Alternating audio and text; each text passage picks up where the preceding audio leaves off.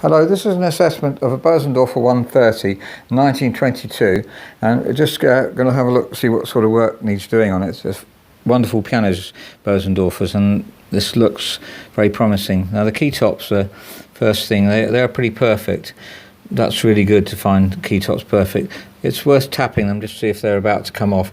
If a piano dries out, then the first thing that happens is the key tops come off, because the wood dries out and the key tops don't dry out, so you end up with them coming off. So it's just the front part that comes off, but you can see here that none of them come off in the past, which is great. The casework looks really good and in very good condition for its age. There is some scratches on the front. We can probably improve it a little bit, but it's original French polish, which is in black, is quite difficult to achieve, and so it's already good, so that's good. Just the scuff marks really on, but generally in very good condition on the top as well. I think we definitely can improve that. It's probably going to be well, half a day's work wouldn't be badly spent, because it's such a good piano. Any time you spend on this is worth spending. The tone's typically rich, the Bosendorfer. We can hear here an after sound, which is the damper on the string. It's got some moisture on it somehow. You can actually see there's a bit of a stain on the top of the dampers. That's some moisture on them. That can be more. It's got to get rid of the noise there. If you're going to restring it, then you put new dampers on. Now, a comment we've got to make is that some of these strings have been spliced. You can see one there. That's called splicing, tying a knot. What happens is this Bosendorfer, when you raise the pitch on it in the bass area, they're really tight. They're scaled to be really tight, and they tend to break. So I think if this was pitch raised, what it does need, it's about 3 beats flat from concert pitch. I would be very worried about them breaking if they've had 2 gone already. With the best will in the world, even if you lubricate the pressure point, then you're still going to end up with breakage. It's very, very likely. So I think if we did pitch raise this piano, we'd have to change the bass strings at least. It's an opportunity to change all the strings. It will definitely improve the tone, worth doing. So that's something to consider.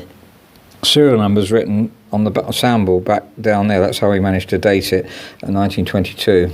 Hammer wear is pretty much as expected for a piano this age, so you can see the indentations on that one there. You see where it's not quite centralised onto the strings, but I don't think they need replacing, and Bosendorfer hammers are so good. You can replace them, certainly, and then they've got to settle in. You've got a whole year settling in if you replace the hammers. So I wouldn't replace these, just reface them. You get the tone back.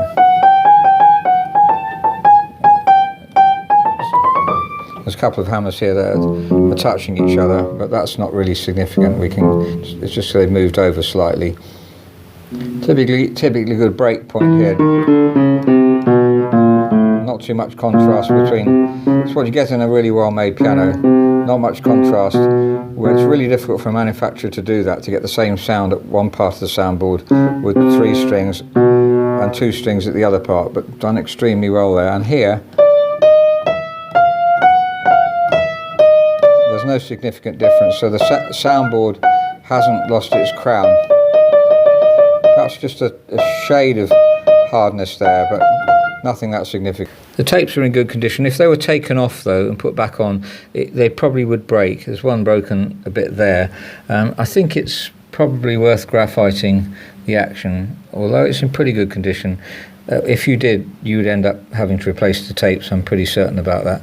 They're just about on their way out, as you can see with that one there, which is broken there. No desperate need to do it if you're not going to take the action apart.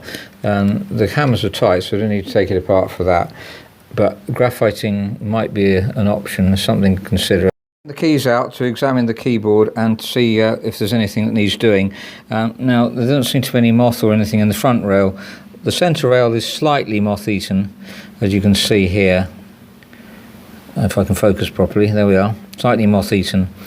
You can see, but in the back rail is very much moth-eaten, as you can see. Now it's actually all functioning properly, because they haven't eaten enough to make the key not rest flat. So that was very kind of them. But we need to treat this at least, so that we can make sure that the moth doesn't repeat itself, doesn't come back. And it may well have gone anyway, but it's worth doing just in case. You can change the back rail.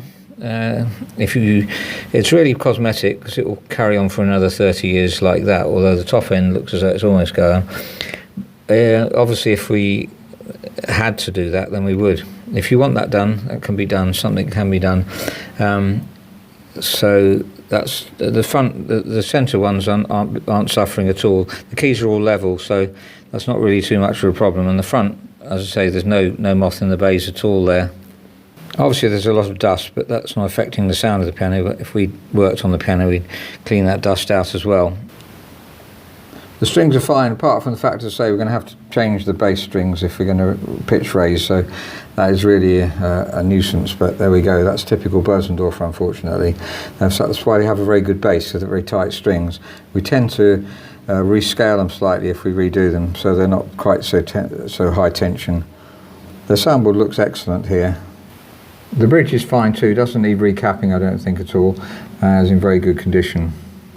The soundboard down the bottom here also is in good condition, although you can see a crack opening up there a little bit. That's not affecting the tone, but if we did restring, we'd check the soundboard and fill any cracks that were necessary to fill. Now here's something we didn't expect, which is some signs of woodworm. You can see very clearly the little brown bits, they're actually little hills of woodworm, and that's something which needs treating. Probably not damage the piano, but treating. And there is a crack in the bridge just there actually, which I didn't expect to find. Just go focus on it for you.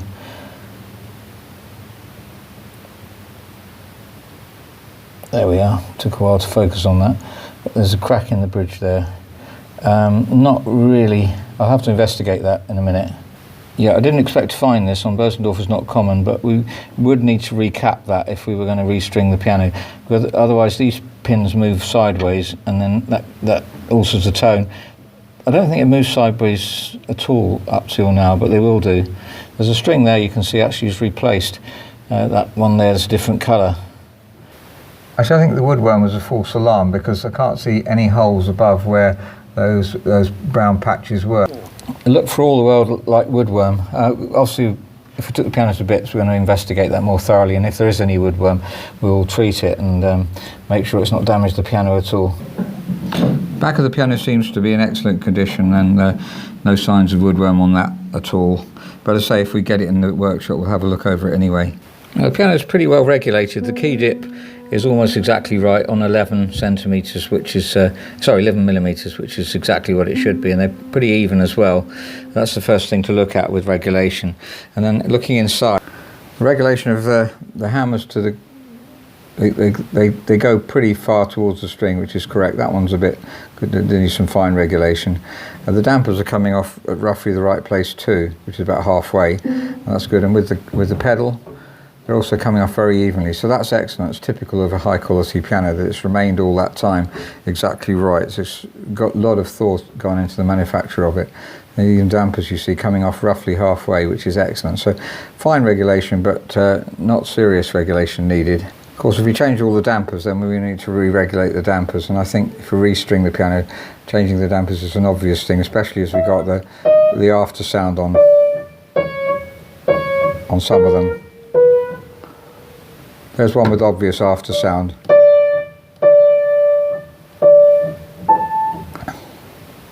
So that's a Bosendorfer 130 centimetres, 2022, and an excellent piano as they are, and that age of Bosendorfer is a fabulous piano. Good key tops, good case. The action, now the main problem here, we've got some spliced bass strings. If we're going to pitch raise, then we will need to change the bass strings, almost definitely.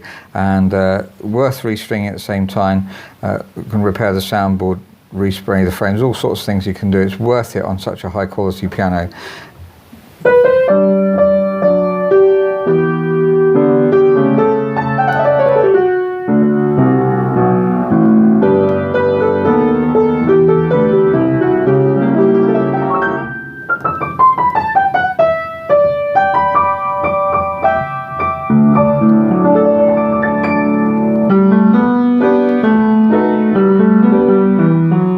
Nice full tone there in the tenor.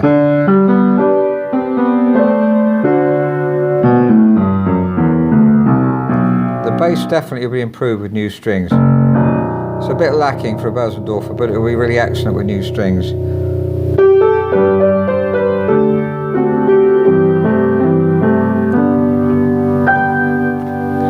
Thank you very much for listening.